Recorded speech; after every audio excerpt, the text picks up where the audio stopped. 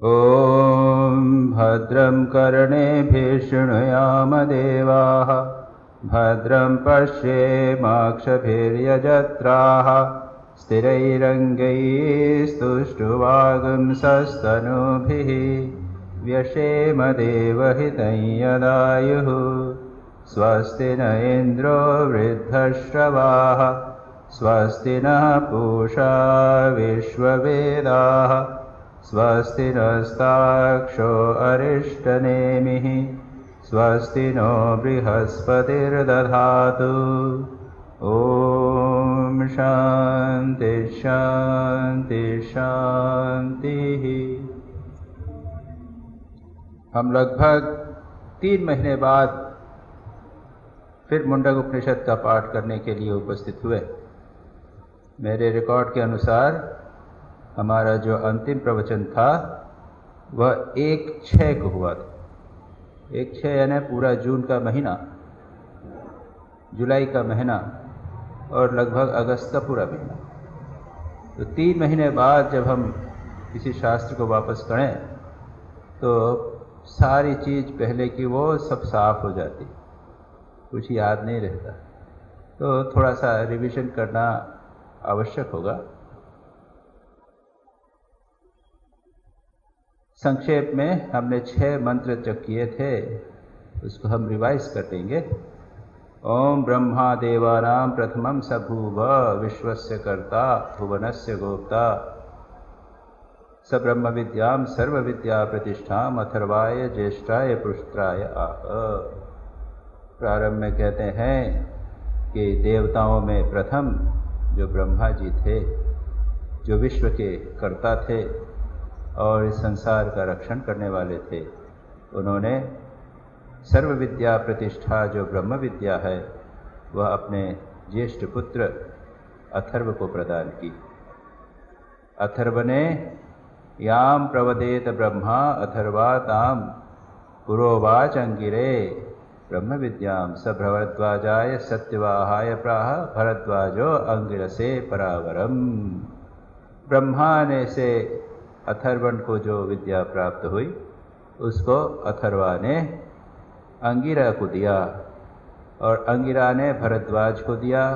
भरद्वाज ने उसके बाद भारद्वाज ने अंगिरस को प्रदान की। इस प्रकार से एक परंपरा, गुरु शिष्य परंपरा से विद्या आई। ये गुरु शिष्य परंपरा अत्यंत महत्वपूर्ण है। हम लोग जब मेडिटेशन इत्यादि करते हैं तो गुरुओं को प्रणाम करते हैं। गुरुवे नमः, परम गुरुवे नमः, परापर गुरुवे नमः, परमेष्टि गुरुवे नमः, एक के बाद एक। और उसके बाद में शौनको हवै महाशालो अंगिरसम विधिवत उपसन्नः प्रपच्छ। शौनक महाशाल एक महान गृहस्थ, जो व्यक्ति धर्म के अनुसार आचरण करते रहे, उन्होंने गृहस्थ जीवन पालन किया, लेकिन संयमित जीवन विधि निषेधों का पालन करते हुए किया। बहुत सारी शालाएं, बहुत सारे यज्ञ करवाए। ऐसे व्यक्ति थे शौनक। वे अंगिरस के पास विधिवत आए, विनम्र होकर। गीता में जैसा कहा है, तद्विद्धि प्रणिपातेन परिप्रश्नेन सेवया। उसके बाद आए, प्रणिपात हुआ, प्रणाम किया। वो अपने हाथ में हवी अग्नि के लिए लकड़ी वगैरह लेकर आए, विधिवत आकर सेवा की और उसके बाद में उन्होंने प्रश्न किया, कस्मिन्नो भगवो विज्ञाते सर्वमिदं विज्ञातम भवति। किसको जानने से सब कुछ जाना जा सकता है। ये जिज्ञासा, जानने की इच्छा, और ये जिज्ञासा बड़ी दुर्लभ है। चित्त शुद्धि होने पर व्यक्ति के मन में जिज्ञासा की उत्पत्ति होती है, अन्यथा व्यक्ति भोग की तरफ लगा रहता है। ज्ञान को प्राप्त करने की इच्छा उसके मन में नहीं होती। इन्होंने, ये महाशाल थे, इनके मन में ज्ञान की इच्छा उत्पन्न हुई और इसलिए उन्होंने यह प्रश्न किया कि हे भगवान, किसको जानने से सब कुछ जाना जा सकता है। इसके बाद उसका उत्तर देते हैं तस्मै ह उवाच द्वे विद्ये वेदितव्ये इति हस्म यत् ब्रह्मविदो वदन्ति परा च अपरा। अंगिरस ने कहा, अंगिरा ने कहा कि दो विद्याएं, और मैं नहीं कहता, ब्रह्मवेत्ता लोग कहते हैं। यानी ये उनके निराभिमानता का प्रश्न है, निराभिमान होकर कहते हैं। और हम भी पुरानी परंपरा की बात करते हैं। श्री राम कृष्ण की भी जब कहा करते थे तो कहते थे न्यांगटा तोतापुरी ने ऐसा कहा है, फलाने व्यक्ति ने ऐसा कहा है, दूसरे का आभार मानते हैं। इस प्रकार से विचार करते हैं, बात करते हैं। ब्रह्मवेत्ताओं ने कहा है कि दो विद्याएं जानने योग्य है, एक परा और अपरा। और इसके ऊपर शंका उठाई थी, हमने थोड़ा सा विचार किया था कि किसको जानने से सब कुछ जाना जा सकता है। केवल यही प्रश्न पूछा था, उसमें अपरा और परा बोलने की क्या आवश्यकता। जो आपसे नहीं पूछा वही बोल रहे हो आप। तो ये देना चाहिए था कि भाई जिससे जानने से सब कुछ जाना जा सकता है वो बता दो बस। ये परा परा इतना लंबा चौड़ा बोलने की क्या आवश्यकता। लेकिन नहीं, क्योंकि यह जो प्रश्न है यह क्रम की अपेक्षा रखता है। एक जिस बात को बताएंगे उसके पहले कुछ क्रम है, उसको बताना आवश्यक है। कहते हैं कि अपरा ही विद्या, अपरा विद्या तो अविद्या ही है। उसको केवल बता देंगे, उसको निरासन कर दो, उसको दूर कर दो, तो जो बचेगा वह पराविद्या बचेगी। तो अपराविद्या को निराकृत करने से ही बाद में जो सिद्धांत है वह स्पष्ट हो जाएगा। पहले पूर्व पक्ष का खंडन करना चाहिए, उसके बाद सिद्धांत कहा जाता है। पूर्व पक्ष यानी जो अपोजिशन है, जो विरोधी बात है, जो प्रश्न उठाते हैं समझने के लिए, उसका निराश करने के बाद में सिद्धांत कहा जाता है। यह सिद्धांत है, प्रिंसिपल है। इसलिए अब उसके बाद में परा और विद्या अविद्या, पराविद्या और अपराविद्या का दोनों का अंतर बताया है। क्या? तत्र अपरा ऋग्वेदो यजुर्वेद सामवेदो अथर्वेदः शिक्षा कल्प व्याकरण निरुक्तम छंदो ज्योतिषमिति अथ परा यया तद अक्षरम अधिगम्यते। तो जितनी भी सेक्युलर नॉलेज, सांसारिक नॉलेज, शब्द की बात जितनी भी है, ऋग्वेद, वेद भी ऋग्वेद, यजुर्वेद, सामवेद, अथर्वेद, और इन वेदों को समझने के लिए जो वेदांग होते हैं, शिक्षा, कल्प, व्याकरण, निरुक्त, छंद और ज्योतिष। शिक्षा यानी उच्चारण कैसे करना, कल्प, व्याकरण, ये सारी जो बातें हैं। निरुक्त यानी शब्द की उत्पत्ति कैसे होती है, छंद कौन से हैं, अनुष्टुप छंद है, त्रिष्टुप छंद है, शार्दूल विकृत छंद है, और ज्योतिष। इन सब को पढ़ने के बाद आप वेद को अच्छी तरह समझ सकेंगे। तो इन सब को जानने के बाद तो इनके लिए ये 4 वेद और 4 वेदांग, 6 वेदांग, ये सब के सब अपरा इंफीरियर नॉलेज में आ जाते हैं।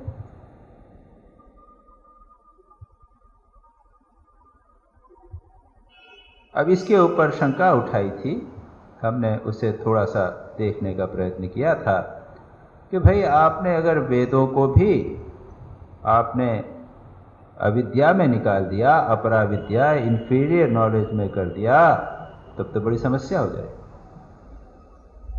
और उसके बाद में यह कहा गया, जो कहते हैं कि अगर वेद के बाहर जो दूसरी चीज है वह प्रामाणिक नहीं है, ऑथेंटिक नहीं है, इसलिए उसे स्वीकार नहीं किया जाएगा। पहला ये बात कहते हैं। इसलिए वेद से अलग आपने बताया तो वो तो गलत बात हो जाएगी। दूसरी बात कहते हैं कि उपनिषद जो हैं कि उनसे आप ब्रह्म विद्या प्राप्त करेंगे, तो उपनिषद तो फिर ऋग्वेद के अंदर है, और अगर उसको कहेंगे कि ये ऋग्वेद से बाहर है तो फिर वो तो समस्या हो जाएगी। इससे तो अनर्थ हो जाएगा। इसके उत्तर में एक बहुत महत्वपूर्ण बात की थी, उसको मैं संक्षेप में कहना चाहता हूँ। वो कहते हैं न वेद विषय विज्ञानस्य विवक्षितत्वात्। यहाँ पर जिस बात को कहा गया है पराविद्या के रूप में, सुप्रीम नॉलेज, जिससे ब्रह्म को परमात्मा को जाना जाए, यह क्या है? यह है वेद्य विषय विज्ञान। वेद विषय जो वस्तु जानने चाहते हैं उसके ज्ञान को बताया है, शब्द को नहीं।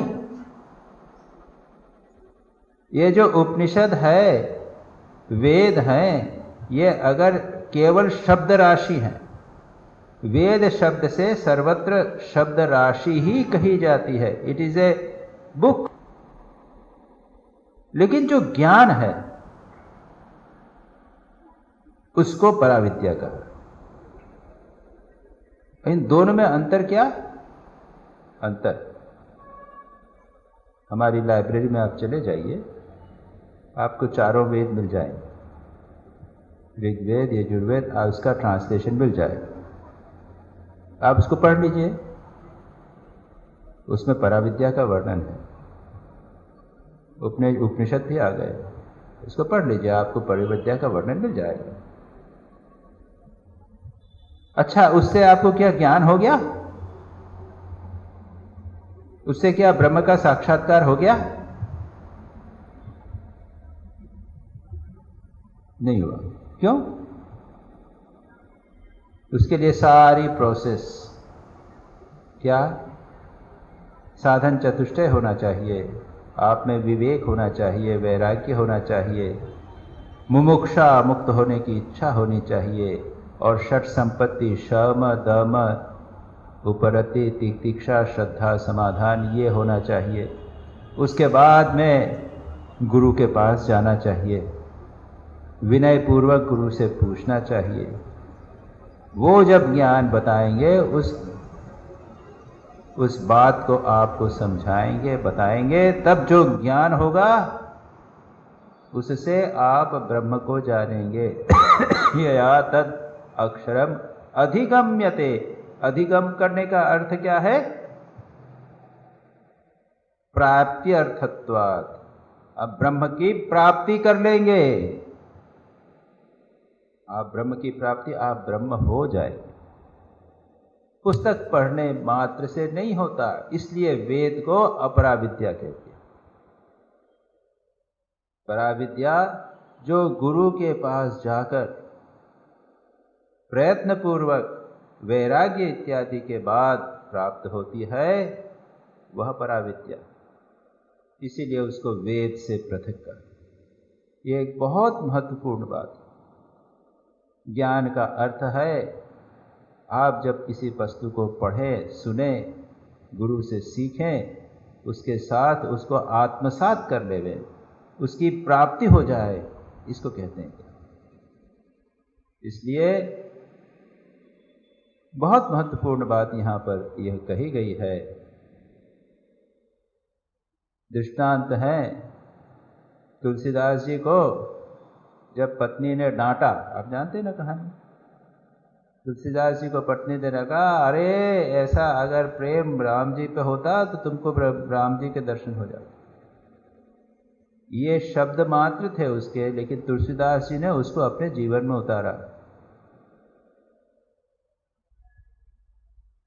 कलकत्ता में, बंगाल में एक संत थे लाल बाबा, वे धोबी थे, और उनकी बच्ची ने एक दिन शाम को आवाज दी, रात देर हुई है बाबा, देर हो रही है, पिताजी देर हो रही है, आप फलाना फलाना क्या काम? केले का जो डंठल होता है ना, केले का जो तना होता है, उसको जलाते हैं। कहते हैं जलाने से जो राख बनती है वो टिनोपॉल जो आपका आता है ना, कपड़े को चमकाने के काम आती है, तो उसको कहते हैं बासना। तो उसकी बच्ची ने बोला, बाबा बासना में आग कब दोगे? उन्होंने सुना, अरे वासनाओं को कब जलाओगे? बस आग लग गई, छोड़ के चले गए। उस शब्द से उनको ज्ञान हुआ, यह हुआ पराविद्या। तो इस प्रकार से विचार करते हैं करके पराविद्या, इसीलिए वेदों को अपराविद्या, इंफीरियर नॉलेज कह दी, बाकी को पराविद्या। अगर आप वेद को पढ़ो और उसको कर शब्द राशि में ही बने रहो तो कुछ नहीं होगा। और यही बात नारद जी से हुई थी। नारद जनक कुमार के पास गए थे, छांदोग्य उपनिषद में वर्णन आता है। नारद जनक कुमार के पास गए, सनत कुमार के पास गए और उन्होंने कहा कि मैंने ऋग्वेद राग ये चारों वेद पढ़ लिए, वेदांग पढ़ लिए हैं, धनुर्विद्या, संगीत विद्या, सारी विद्याओं का वर्णन किया, लेकिन मुझे शांति नहीं। मैं शब्द में सब इनको जानता हूँ लेकिन मुझे शांति नहीं होती। तब सनत कुमार कहते हैं कि ये तो केवल शब्द मात्र हैं, नाम मात्र हैं, ये ज्ञान नहीं है। शब्द पढ़ना मात्र ज्ञान नहीं हो जाता है। ऐसा तो आपके पूरे कंप्यूटर में तो आपकी करोड़ों करोड़ों पेजेस बचे हुए हैं, जितना ज्ञान चाहिए वो भरा हुआ है, उससे नहीं होने वाला। इसलिए कहते हैं,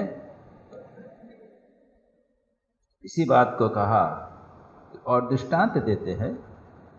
जिस प्रकार से अब यहाँ पे दो अंतर किया गया है। कर्मकांड क्या है? यज्ञ कैसे करना, यज्ञ करने से क्या फल मिलेगा, यज्ञ में ईंटों को कैसे जमाना, उसमें लकड़ियाँ कैसे जमाना, यजमान कौन होगा, यज्ञ करने वाला कौन होगा, उसमें हवी जो डाली जाएगी कैसे डाली जाएगी, ये सारा वर्णन कर्मकांड में है।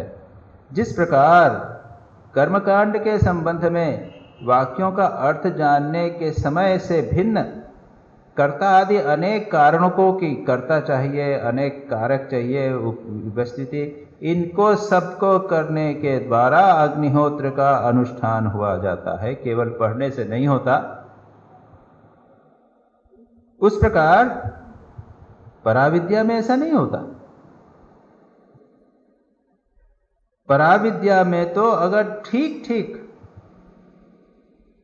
वाक्य का अर्थ बता दिया जाए, अहम ब्रह्मास्मि, इसका अर्थ क्या है, उसी समय ज्ञान हो जाता है, मोक्ष हो जाता है। इसलिए इसको पराविद्या कहा। लेकिन उसके लिए क्या आवश्यक है? अधिकारी होना आवश्यक। और हम बात कर ही रहे थे कि इसमें ज्ञान प्राप्ति में दो साधन है, बहिरंग साधन और अंतरंग साधन। ये जो मैंने बताया, विवेक, वैराग्य, षट संपत्ति और मुमुक्षत्व साधन चतुष्टय, यह बहिरंग साधन है। और गुरु के पास जाकर उनसे फिर उनके श्री मुख से श्रवण मनन निधिध्यासन, उनके मुख से उपदेश सुनना, वो उनको समझाएंगे, उस पर आप विचार करेंगे, मनन करेंगे और उसके बाद एकाग्र करेंगे मन। उससे जो ज्ञान प्राप्त होता है वह ज्ञान मुक्ति प्रदान करता है। और जैसे ही ज्ञान हुआ उसी समय आप मुक्त है। दृष्टांत ले लीजिए, 10 आदमी, प्रसिद्ध दृष्टांत है, 10 आदमी नदी से जा रहे हैं, नदी पार की, पानी में जा रहे थे, तेज प्रवाह था। उसके बाद कह रहे भाई हम लोग 10 हैं कि 10 के 10 आ गए कि नहीं आए, जरा काउंट करो। एक आदमी काउंट करता है, 1 2 3 4 5 6 7 8 9, खुद को काउंट नहीं करता, कह रहे 9 ही हैं। दूसरे ने कहा तुझे नहीं आता है काउंट करता, मैं करता हूँ, वो भी खुद को काउंट नहीं करता, खुद को नहीं गिनता, 1 2 3 4 5 6 7 8 9 कर देता। एक सामने दूसरा व्यक्ति खत्म होता, कहता अरे नहीं भाई तुम रो क्यों रहे हो, तो कि हम 10 थे, उसमें से 9 हैं, 1 डूब गया। ये रोना धोना ठीक नहीं, काउंट करो, 1 2 3 4 5 6 7 8 9। वो क्या कहता है, अरे 10वां तू है, दशमस्त्वमसि, एक लकड़ी मार के कहा, दशम तू है, 10वां। अब उसमें क्या हुआ, उसको कोई प्रोसेस तो नहीं करनी पड़ी, कर्मकांड तो नहीं करना पड़ा, क्रियाकर्म तो नहीं करना पड़ा। जैसे ही ज्ञान हुआ, अरे हाँ ठीक तो है, भूल गए थे बस। ज्ञान से अविद्या का नाश होता है, उसी समय हम अपने स्वरूप में प्रतिष्ठित हो जाते हैं। कोई बाहर से चीज नहीं होती, यह है ज्ञान का स्वरूप। अब इसके बाद में 6ठा श्लोक हमने आधा किया था। उन्होंने पहले कहा विद्या अविद्या दो प्रकार की कह दी, अपराविद्या पराविद्या। अब पहले संक्षेप में पराविद्या का वर्णन करेंगे।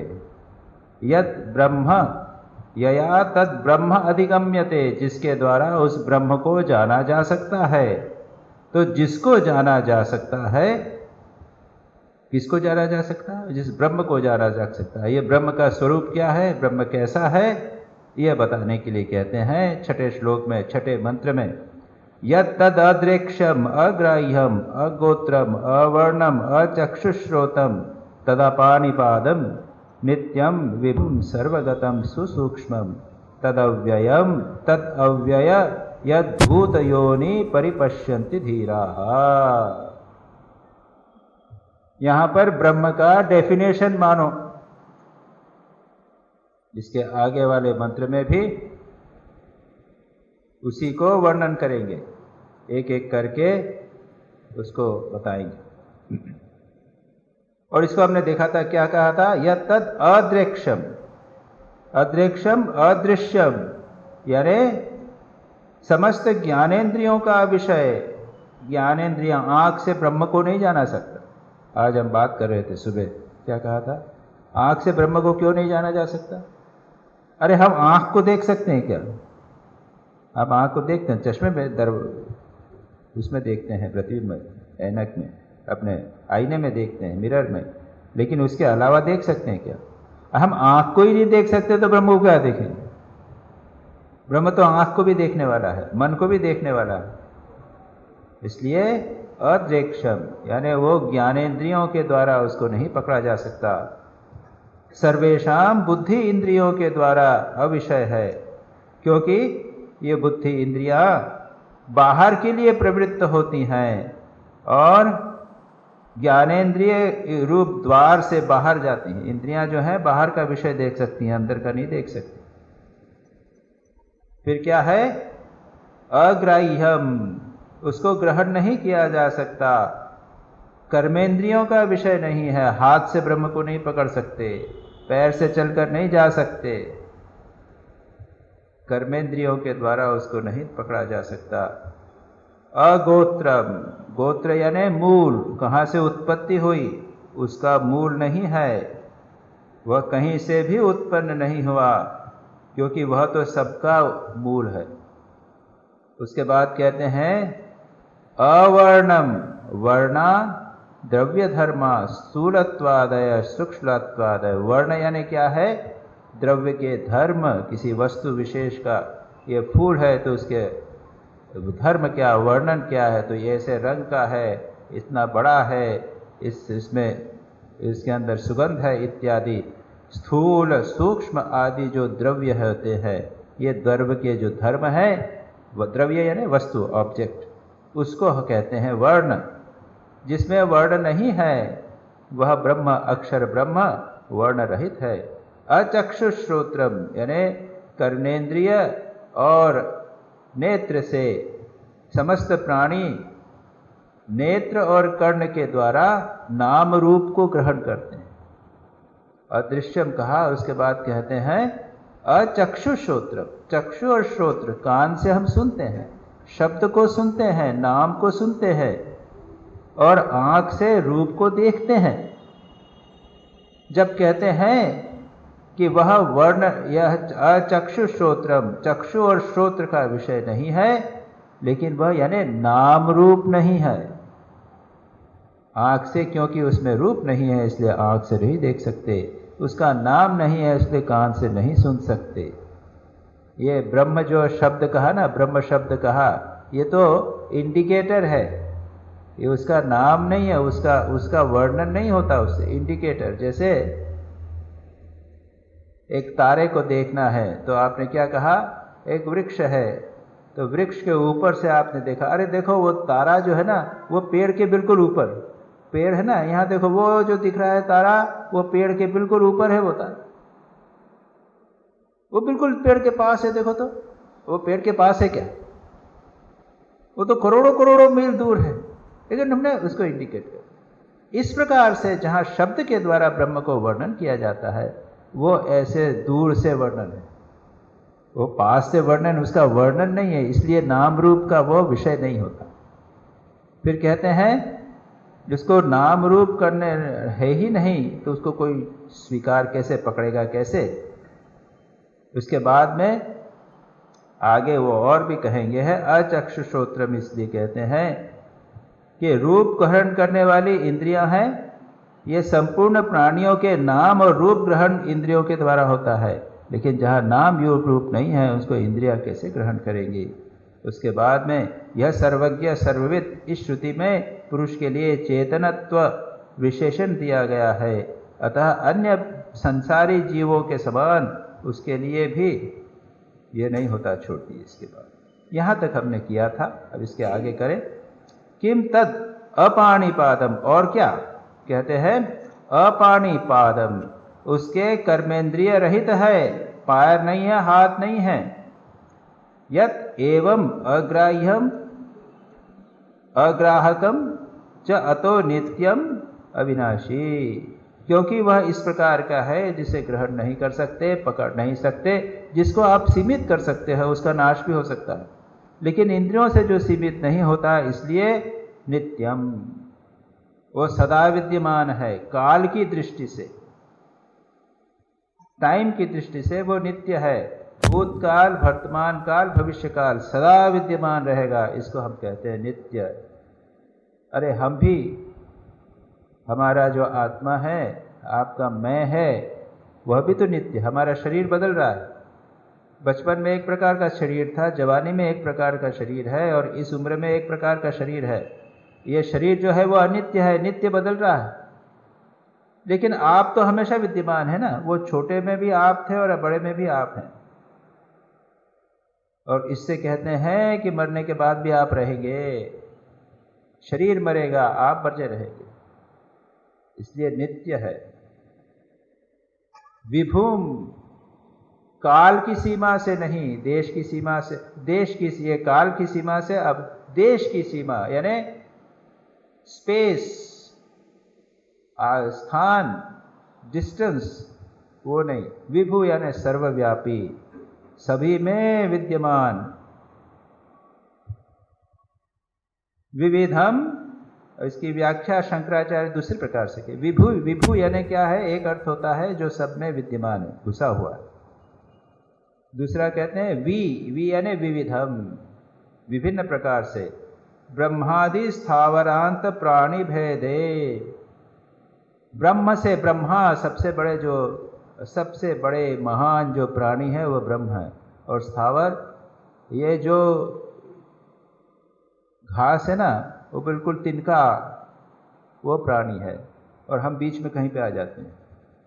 तो ये जितने भी प्राणी हैं, प्राणी भेदै ही, वी यानी विविध प्रकार के प्राणी, और भू शब्द से भवती, विभिन्न प्रकार के प्राणियों के भेद से जो अनेक प्रकार का हो जाता है उसको कहते हैं विभु। ये बड़ी अच्छी व्याख्या की है। विभु, विविधम भवती, भिन्न भिन्न प्रकार का जो रूप ले लेता है वह है अक्षर ब्रह्म। फिर कहते हैं सर्वगतम, सर्वगतम यानी व्यापक, सर्वत्र विद्यमान। जिस प्रकार आकाश, आज प्रातः बात कर रहे थे, जो वस्तु जितनी सूक्ष्म होती है उतनी वह सर्वव्यापी होती है। सर्वगतम व्यापकम आकाशवत सुसूक्ष्मम, अभी कहा था हमने, आकाश से भी सूक्ष्म। आकाश, स्पेस जो है वो कितनी सूक्ष्म है, यहाँ भी है, इसके अंदर लकड़ी में भी है, सर्वत्र है।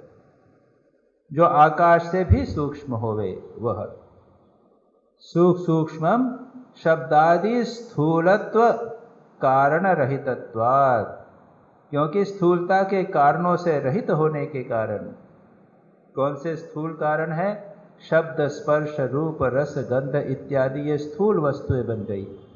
जो शब्द तन्मात्र कहते हैं, सटल एलिमेंट, उससे ये ग्रॉस एलिमेंट। अब ये एक सांख्य की प्रक्रिया है, किस प्रकार से ये मिट्टी बनी। तो इसमें ये मिट्टी जो स्थूल मिट्टी है, इसमें कहते हैं कि 5 तत्व हैं, आकाश तत्व, वायु तत्व, अग्नि तत्व, जल तत्व और पृथ्वी तत्व ये सूक्ष्म, इसमें से आधा पृथ्वी तत्व और बाकी सबके 1/4 इसको मिला दो तो ये स्थूल पृथ्वी बनती है जो हमारे हाथ में आती। पानी भी जो है, ये पानी क्या है? सूक्ष्म पानी तत्व, आधा उसमें सूक्ष्म पानी तत्व है और बाकी जो 4 है वो सब 1/8 1/8 1/8 1/8 1/8 बाकी 4 को मिलाओ तो क्या होगा? वो 4/8 यानी आधा। ये आधा और ये आधा मिलाकर ये जल जो हम देखते हैं पीते हैं वो होगा। जो सूक्ष्म जल तत्व है बिल्कुल पवित्र जल पत्र वो अलग है। तो जल तत्व सूक्ष्म है, उससे भी सूक्ष्म आकाश तत्व है, उन सब से सूक्ष्म है ब्रह्म तत्व। इसलिए कहते हैं शब्द आदि स्थूलत्व उसमें नहीं है। शब्द आदि जो है ये किसमें है? ये आकाश आदि में। आकाश का गुण है शब्द, वायु का गुण है स्पर्श, अग्नि का गुण है देखना, उसके बाद में पृथ्वी का है गंध और जल का है स्वाद। तो ये जो शब्द आदि स्थूलत्व जो वस्तुएं है वो उसमें नहीं होने के कारण वह अति सूक्ष्म है। शब्दादयो आकाश वायु आदिनाम उत्तरोत्तरम स्थूलत्व कारणानि तत् अभावात् सुसूक्ष्म। मैंने व्याख्या करी दी है कि क्या है ये शब्द आदि गुण ही आकाश वायु की उत्तरोत्तर स्थूलता के कारण है। सूक्ष्म सबसे सूक्ष्म आकाश, उससे स्थूल वायु, उससे स्थूल जल अग्नि, उससे स्थूल जल, उससे स्थूल पृथ्वी, मैंने अभी बता दिया। ये सब नहीं होने के कारण ब्रह्म जो है वह सुसूक्ष्म, कहते हैं सर्वगतम सुसूक्ष्म, सूक्ष्म से भी आकाश से भी सूक्ष्म, सूक्ष्म आकाश से भी सूक्ष्म। मैंने कहा ना जल, सूक्ष्म जल और स्थूल जल। ये स्थूल जल कैसे बना? इसको कहते हैं पंचीकरण। इनसे भी सूक्ष्म है सूक्ष्म जल, इनसे सूक्ष्म है सूक्ष्म आकाश और उससे भी सूक्ष्म है यह ब्रह्म। तो कहते हैं सुसूक्ष्म कहा गया। तद अव्ययम यद भूत योनिम परिपश्यन्ति धीराः। और क्या है? तद अव्ययम उक्त धर्मत्वादेव तादेव न व्येति इति अव्यय। यानी इस प्रकार के धर्मों वाला सूक्ष्म होने से, सर्वगत होने से, विभु होने से, नित्य होने से अव्यय, व्यय नहीं, ह्रास नहीं, नष्ट नहीं होता, इसलिए वह अव्यय है। क्योंकि अंगहीन वस्तु का शरीर के समान अपने अंगों का क्षय रूप यह नहीं होता। हमारा क्षय क्यों होगा? हमारा सब अंग हैं। जो कंपाउंड है मिलजुल कर किसी वस्तु से बिना बना हुआ है उसका नाश हो सकता है, व्यय हो सकता है। लेकिन जो बना हुआ नहीं है, कंपाउंड नहीं है, मिला हुआ नहीं है, उसका अंगों का नाश नहीं हो सकता। हमारा नाश क्यों होगा? लेकिन क्योंकि हमारे अंग धीरे धीरे चले जाएंगे। इसलिए जिसका अंग नहीं है वह अव्यय, व्यय नहीं हो सकता। न राजा के समान कोश क्षय रूप व्यय ही संभव है और न निर्गुण तथा सर्वात्मक होने के कारण गुण क्षय द्वारा ही व्यय है। ये 3 प्रकार के व्यय बताए हैं, नाश बताए हैं। किसी वस्तु का नाश क्या होता है? अव्यय के द्वारा नाश हो सकता है। किसी वस्तु का राजा के कोष अगर नष्ट हुआ तो उस प्रकार से व्यय हो सकता है। नष्ट हो गया ना, व्यय हो गया। हमारा जो पैसा था वो खर्चा हो गया। और गुण क्षय, किसी में व्यक्ति में सद्गुण है, बहुत अच्छे गुण हैं, हम कहते थे अरे बहुत गुणवाना, कुछ दिनों बाद देखा अरे वो गुण सब उसके नष्ट हो गए, वो दुर्गुण वाला है। अरे हमने देखा पहले तो बड़ा अच्छा आदमी था, बहुत गुण थे, क्या हुआ इसको? ये गुणों का भी नाश हो जाता है। गुणों का नाश हो सकता है, राशि का नाश हो सकता है और धर्मों का नाश हो सकता है। इसमें ये तीनों चीज़ें नहीं होने के कारण परमात्मा अव्यय है, नाश रहित है। यदेवं लक्षणम भूत योनि भूतानाम कारणम। इस प्रकार का जो व्यय है ये पृथ्वी जैसे स्थावर जंगम जगत का कारण है। समस्त प्राणी यह जगत जो उत्पन्न हुआ है स्थावर और जंगम, चलने वाले और रहने वाले, जगत में वही चीज़ें हिलती चलती हैं और कुछ चीज़ें बनी रहती है, उसको कहते हैं स्थावर। जंगम यानी चलने वाली। इन सभी में उसी प्रकार से वह स्थावर जंगम जो है, इनको लक्षण वाला जो है सारा जगत, उसके प्राणियों की, भूतों के कारण सबके आत्मभूत अक्षर ब्रह्म को, वह है इन प्राणियों की उत्पत्ति वहीं से होती है। भूत योनि, समस्त प्राणियों की, चर अचर सभी प्राणियों की उत्पत्ति इस ब्रह्म से होती है। ऐसा अक्षर जिस विद्या से जाना जाता है, यया तद अक्षरम अधिगम्यते तद परिपश्यन्ति धीरा। इसको, इसके द्वारा ऐसा जो ब्रह्म है वह जिस विद्या के द्वारा जाना जानता है उसको पराविद्या कहते हैं। तो पराविद्या भी वर्णन करेंगे, लेकिन पहले तो ब्रह्म की डेफिनेशन की। यया तद अक्षरम, ये कौन सा अक्षर है? जो क्षर नहीं होता, नाश नहीं होता। लगता है आप लोगों को लगा अरे बड़ा बोरिंग होता है, डिफिकल्ट लगता है थोड़ा सा, लेकिन याद रखिए हमारा स्वरूप वह अक्षर है। क्षर नहीं होता, नाश नहीं होता। उसको एक बार अगर हम जान लेवे तो हम मृत्यु से परे चले जाए, शोक मोह से परे चले जाए। इसलिए ये ज्ञान की चर्चा की जाती है। भक्ति शास्त्र में भी भक्ति की बात तो कहते हैं भजन करो, भगवान का नाम लो, लेकिन भगवान के स्वरूप का वर्णन भी किया जाता है।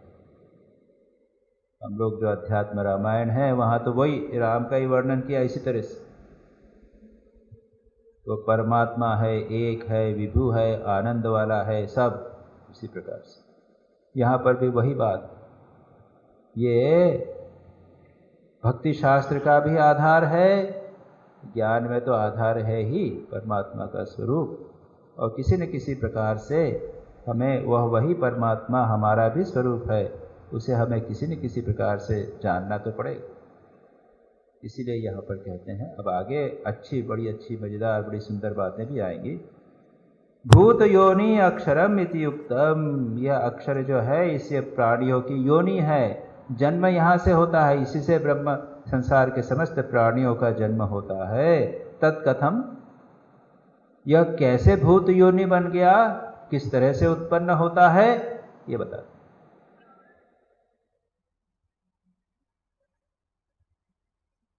दृष्टांत के द्वारा बताते हैं। देखिए कई बार दृष्टांत के बिना बात समझ में नहीं आती। श्री रामकृष्ण बहुत दृष्टांत दिया करते। व्याकुलता की बात, कैसे व्याकुलता होनी चाहिए, सिर पर अग्नि जैसी व्याकुलता होनी चाहिए, पानी में डुबाया ऐसी व्याकुलता। श्री रामकृष्ण कितने दृष्टांत देते, बार बार दृष्टांत देते। योग वशिष्ठ, आपने नाम सुना है? योग वशिष्ठ रामायण 36 श्लोक का बड़ा ग्रंथ है। उसमें तो प्रत्येक श्लोक में एक दृष्टांत, प्रत्येक श्लोक के साथ एक दृष्टांत। अभी मेरे पास यहाँ नहीं है, लेकिन मुझे ध्यान है प्रत्येक श्लोक के साथ इस तरह, जैसे इस प्रकार, जैसे इस प्रकार, जैसे इस प्रकार। एक जैन स्तोत्र है भक्तामर स्तोत्र, 48 श्लोक हैं उसके अंदर। जैन लोग बहुत उसकी स्तुति करते हैं। प्रथम तीर्थंकर ऋषभदेव, उनकी स्तुति है।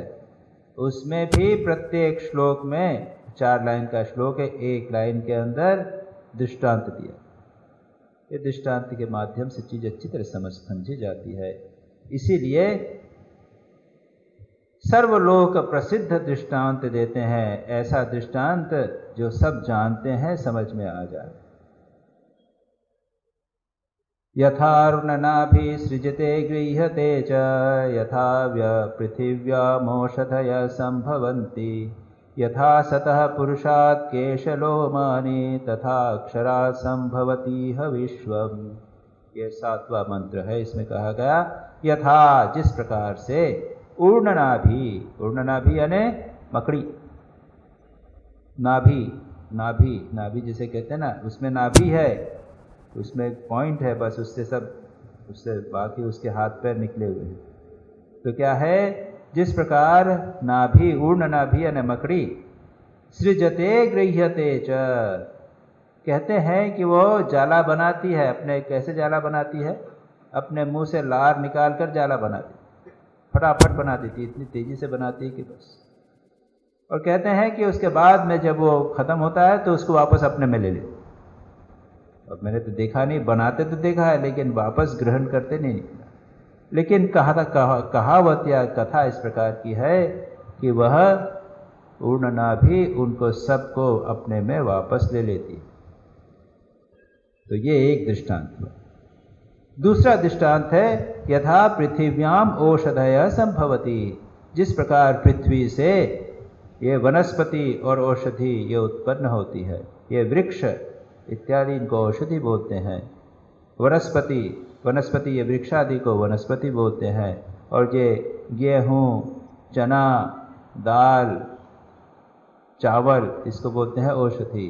ये जब निकलती है जिस प्रकार पृथ्वी से उत्पन्न हुई। तीसरा दृष्टांत देते हैं यथा सतः जीवित पुरुष से पुरुषात् केश लोमानी, केश और लोम, केश ये केश और लोम, केश और लोम जो उत्पन्न होते हैं, छोटे को लोम बोलते हैं, बड़े को केश। ये सिर के हुए ये केश हुए, और ये जो हुए वो लोम हुए। तो जिस प्रकार से सिर से केश और लोम उत्पन्न होते हैं जीवित पृथ्वी से, तथा उस प्रकार अक्षरात् संभवती यह विश्व, यह विश्व इस अक्षर पुरुष से परमात्मा से उत्पन्न होता, यानी उसके स्वरूप से भिन्न नहीं है। याद रखिए, ये केश हमसे कितने भिन्न लगते हैं, काट दे लगता है, उसमें तो प्राण ही नहीं निकलते, लेकिन उत्पन्न तो हमारे से ही हुए। मकड़ी में से चीज निकली, लगती है उससे भिन्न है, लेकिन उसी से उत्पन्न हुई। स्वरूप उसी से उत्पन्न होती है, लेकिन स्वरूप से दिखती है कि उससे भिन्न है। तो कहते हैं जिस प्रकार से ये चीजें उत्पन्न होती हैं, उसी प्रकार से अक्षर ब्रह्म से जगत की उत्पत्ति होती है। ऊर्ण नाभि मकड़ी अन्य उपकरण की अपेक्षा न रखकर यहाँ बताया गया। क्यों ये दृष्टांत दिए? मकड़ी बाहर से किसी चीज को नहीं लेता। मकड़ी जाला बनाने के लिए बाहर से कुछ नहीं लेती। चिड़िया अपना घोंसला बनाने के लिए तिनकों को इकट्ठा करती है, छोटी छोटी डालियों को इकट्ठा करके और घोंसला बनाती है, बाहर से लेती। हम लोग अपना घर बनाते हैं तो ईंट, पत्थर, लकड़ी बाहर से लेते हैं, लेकिन मकड़ी अपना जो घर बनाती है बाहर से कुछ नहीं लेती। यहाँ यही बात कहते हैं, अन्य उपकरण की अपेक्षा न कर स्वयं ही अपने शरीर से भिन्न भिन्न तंतुओं को रचती है, अर्थात उन्हें बाहर फैलाती है और फिर उन्हीं को ग्रहण भी कर लेती है, यानी अपने शरीर से अभिन्न कर देती है। इसका मतलब क्या? किसी भी चीज की सृष्टि के लिए दो प्रकार की वस्तुओं की आवश्यकता होती है। दो कारण होते हैं, एक होता है उपादान कारण और एक होता है निमित्त कारण। एक होता है मटीरियल कॉज और दूसरा होता है इफिशिएंट कॉज। मटीरियल, मकान बनाने के लिए ईंट की आवश्यकता है, सीमेंट की आवश्यकता है, लेकिन ईंट और सीमेंट राख कर रख दीजिए, मकान नहीं बनेगा। एक कारीगर को बुलाना पड़ेगा, वो मिस्त्री आएगा और सबको जोड़ जाड़ के मकान बनाएगा। मिस्त्री है इफिशिएंट कॉज और जो है मटीरियल उपादान, और निमित्त कारण जो है वो एक्टिव है, उसमें प्राण है, वो जागृत है, चैतन्य है। और जो मटीरियल है, उपादान है, वो जड़ है। तो कहते हैं संसार की जगत की सृष्टि के लिए प्रकृति जो है वह तो उसका उपादान कारण है और ब्रह्म या भगवान है वो निमित्त कारण। लेकिन अब आगे चढ़ के मिला दिया नहीं, मकड़ी बाहर से किसी चीज की को तो नहीं माना, अपने में से ही बना लेती है अपना घर। निमित्त कारण और उपादान कारण दोनों में मकड़ी है। उसी प्रकार से ये जगत की सृष्टि भगवान निमित्त कारण भी है उसके और उपादान कारण। मटीरियल जिस वस्तु से बनना वो भी भगवान से आया और जो बनाने वाला है वो भी भगवान। ये पहला दृष्टांत। दूसरा, जैसे पृथ्वी में व्रीहि यव इत्यादि लेकर वृक्ष पर्यंत समस्त औषधियाँ उससे अभिन्न ही उत्पन्न होती हैं, और जैसे सत्य ने विद्यमान जीवित पुरुष से उससे विलक्षण क्लेश और लोम उत्पन्न हो, जैसे कि ये दृष्टांत हैं, उसी प्रकार इस संसार मंडल में इससे भिन्न और समान लक्षणों वाला यह विश्व, समस्त जगत किसी अन्य निमित्त की अपेक्षा न करने वाले उस उपर्युक्त विलक्षण लक्षण विशिष्ट अक्षर से ही उत्पन्न होता है। उसी परमात्मा से जिसका वर्णन कर दिया, यद्यक्षम अग्राह्यम अक्षोत्रम अपाणिपादम सर्वम विधुम नित्यगतम नित्यम विभुम सर्वगतम सुसूक्ष्मम इत्यादि कहा, उसी से ये सारा जगत उत्पन्न होता है। ये दृष्टांत शंकराचार्य कहते हैं विषय को सरलता से समझाने के लिए बताया। अब लोग निमित्त कारण उपादान कारण समझने में कठिन दिखे, अब स्पष्ट हो गया ना। ये कैसे होगा? कोई कहेगा कि भगवान जो है वो किससे बनाया? वो क्रिश्चियंस बोलते हैं ना कि उसने क्या, भगवान ने क्या किया? भगवान ने एडम और ईव बनाए, है ना। मिट्टी से दो पुतले बनाए, एडम और ईव, और उसके बाद उसको उन्होंने एक फेंस बना के उसको उन्होंने सूखने के लिए टांग दिया। जब सूख गए तो उसके बाद उसके अंदर प्राण बना दिया, तो एक स्त्री और पुरुष दोनों बन गए, एडम और ईव बना दी। भगवान इस प्रकार से कहते हैं, वो कहते हैं तो कुछ निमित्त था, कुछ मिट्टी तो थी, उससे उसने बनाया, और उसके बाद में कौन बनाया? भगवान ने बनाया। लेकिन यहाँ तो बड़ा अच्छा दृष्टांत है। मकड़ी सब बना सकती है, पृथ्वी सब पैदा कर सकती है, मानव के शरीर से उत्पन्न हो सकता है, दूसरी चीज की आवश्यकता कहाँ? इसी प्रकार परमात्मा सब कुछ को अपने से बना सकता है, ये आसानी से समझ में आ सकता है। अब कैसे हुआ यह जगत की उत्पत्ति का स्वरूप, क्रम क्या है, किस प्रकार से है पता है। ब्रह्म से उत्पन्न वाला जो जगत है वह इस क्रम से उत्पन्न होता है, जैसे बेरों की मुट्ठी फेंक देने के समान एक साथ उत्पन्न नहीं होता।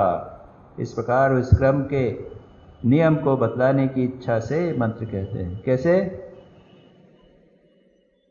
ये जो जगत की उत्पत्ति है उसका क्रम है, इसके संबंध में कई प्रकार से विचार होता है कि जगत कोई क्रम से हुआ क्या?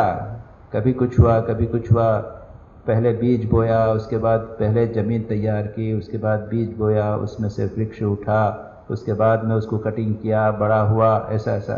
एक कोई भी चीज़ होती है तो उसका एक प्रोसेस होता है ना। मकान बनाते हैं तो नींव खोदनी पड़ेगी, फलाना चीज़ आएगी, उसके बाद उसमें जगत इस प्रकार से भगवान ने बनाया। एक तो सिद्धांत ये दूसरा सिद्धांत, दूसरी विचार बात यह है कि नहीं, ऐसा नहीं होता। स्वप्न में क्या होता है? स्वप्न में हम एक जगत की सृष्टि करते हैं। हम एक जगत की सृष्टि करते हैं। कैसे सृष्टि करते हैं? एक स्वप्न देखा, फट से आया, वहां पे क्रम होता है कि बच्चा हुआ, फिर बड़ा हुआ। हम तो अचानक बड़े हो जाते हैं, वहां अचानक बूढ़े हो जाते हैं, अचानक बच्चे हो जाते हैं। तो लोग कहते हैं कि ये जगत भी सृष्टि का कोई क्रम नहीं है, फटाफट अपने आप हो। ये दूसरा सिद्धांत, बड़े मजेदार मजेदार वेदांत में सिद्धांत हैं। जगत की सृष्टि कैसे हुई इसके संबंध में तो यहाँ कहते हैं एक क्रम है, उसको बताते हैं। तपसा चीयते ब्रह्म ततो मन्नम अभिजायते, अन्नात् प्राणो मनः सत्यम लोका कर्मसु चामृतम। क्या कहते हैं? तपसा चीयते ब्रह्म ततो अन्नम अभिजायते। तप करता है, ब्रह्म ने तप किया। इसकी चर्चा अन्य स्थानों पर भी होती है। ब्रह्मा जी ने तप किया। तपस्या के बिना नहीं होता। तपस्या का अर्थ क्या है? तपाना, गर्म करना, एनर्जी पैदा करना। किसी भी चीज में अगर आपको कुछ कर्म करना है तो एनर्जी होना चाहिए, शक्ति होना चाहिए।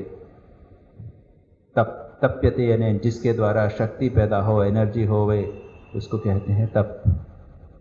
डायनामो लगा देते हैं, पानी को जोर से डालते हैं, वो पानी घूमता है, तेजी से जाया, उससे एनर्जी पैदा होती है। फ्रिक्शन के सारा भी एनर्जी होती है।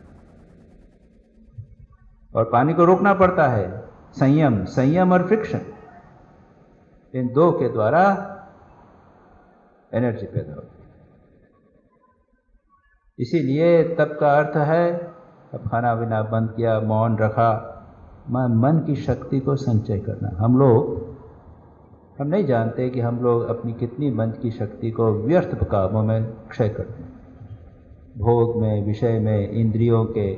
जब मन बाहर जाता है इंद्रियों के द्वारा, तब कितना मेंटल एनर्जी क्षय होती है। उसको कंट्रोल करना, इसको कहते हैं तप। तो तप दो प्रकार के तप, एक तो संयम रूप तप और दूसरा ज्ञानमय तप। यहाँ पर ट्रांसलेशन में लिखा है ज्ञान रूप तप। भृगु वरुण के पास जाकर पूछते हैं कि ब्रह्म को कैसे जाने, ब्रह्म का लक्षण बताइए। तो कहते हैं यतो वा इमानि भूतानि जायन्ते येन जातानि जीवन्ते यत् प्रयन्त्यभिसंविशन्ति इत्यादि। क्या जिससे जगत की सृष्टि उत्पत्ति, जिससे प्राणी उत्पन्न होते हैं, जिसमें स्थिर रहते हैं और नाश हो जाते हैं, वह ब्रह्म है। फिर कहते हैं तपसा ब्रह्म जिज्ञासा, तप के द्वारा ब्रह्म को जानो। तो उन्होंने क्या किया? खाना पीना बंद कर दिया क्या? तपस्या की, उपवास किया, रात को जागरण किया? ऐसा नहीं, विचार किया। इंद्रियों का संयम के बिना विचार नहीं, विचार किया। तपसा ब्रह्म विजिज्ञासस्व, उसने सतपोतप्यत, तप किया, मन को एकाग्र किया, मंथन किया मन का। लेकिन उसके लिए भी संयम परम आवश्यक है। बिना उसके मन के मंथन से आप कुछ भी नहीं पहचान सकेंगे, जान सकेंगे। तो यहाँ पर भी है तपसा ब्रह्म चीयते, चीयते तप के द्वारा ब्रह्म मोटा हो गया, बड़ा हो गया, फूल गया, ज्ञान आ गया। और ब्रह्मा जी, और जो पुराणिक कथा के अनुसार है कि भगवान की नाभि से कमल निकला, कमल के ऊपर ब्रह्मा जी बैठे हुए थे, और ब्रह्मा जी ने क्या किया? क्या करो? जगत की सृष्टि करना है। उन्होंने सुना का तप तप तप तप तप करो, बैठ के तप करने लगे। यानी तीव्र एकाग्रता, इंद्रियाणाम मनस संयम परमम तप। इंद्रियां, मन का संयम, उसका एकाग्रता, एकाग्र्यम परमम तप। इंद्रिय और मन की एकाग्रता परम तप है। वो तप उन्होंने किया और उसके बाद में जगत की सृष्टि की। ततो अन्नम अभिजायते, चीयते, चीयते उपचय, स्थूल हो जाता है। उसके बाद अन्न प्राप्त होता है। अन्न से प्राण, प्राण से मन, मन से सत्य लोक, उससे बाद कर्म और अमृतम इत्यादि होता है। कर्म और कर्म से अमृत संज्ञक कर्म फल उत्पन्न होता है। तपसा, तप से यानी ज्ञानेन उत्पत्ति विधिज्ञतया, यानी क्या? उत्पत्ति विधि का ज्ञाता होने के कारण। तप अर्थात ज्ञान से भूतों का कारण पूर्ण अक्षर उपचित होता है, उत्पन्न हो जाता। क्या कहते हैं? उत्पत्ति विधि, कैसे उत्पन्न करूं जगत को, कैसे उत्पन्न किया जाए, इसका ज्ञाता हो जाता है ब्रह्म। जानकर होने के कारण तप अर्थात ज्ञान से भूतों का कारणभूत अक्षर ब्रह्म उपचित हो जाता है, मोटा हो जाता है। अर्थात इस जगत को उत्पत्ति करने की इच्छा करते हुए वह कुछ स्थूल हो जाता है। इस प्रकार का एक वर्णन किया है। और दृष्टांत देते हुए कहते हैं, जैसे अंकुर रूप में परिणित होता हुआ बीज कुछ स्थूल हो जाता है, अथवा पुत्र उत्पन्न करने वाला पिता हर्ष से उल्लसित हो जाता है, इसलिए इस प्रकार से वह तप से मानो मोटा हो गया। तासाम ब्रह्म महद योनि अहम बीज प्रद पिता, गीता में भगवान कहते हैं कि भगवान ही जो हैं वो महत योनि, जगत की योनि, उसमें बीज देने वाले भगवान ही पिता हैं। एवं सर्वज्ञतया, सर्वज्ञान प्राप्त हो गया, जगत की सृष्टि कैसे करना उसका सारा ज्ञान, होल साइंस ऑफ क्रिएशन।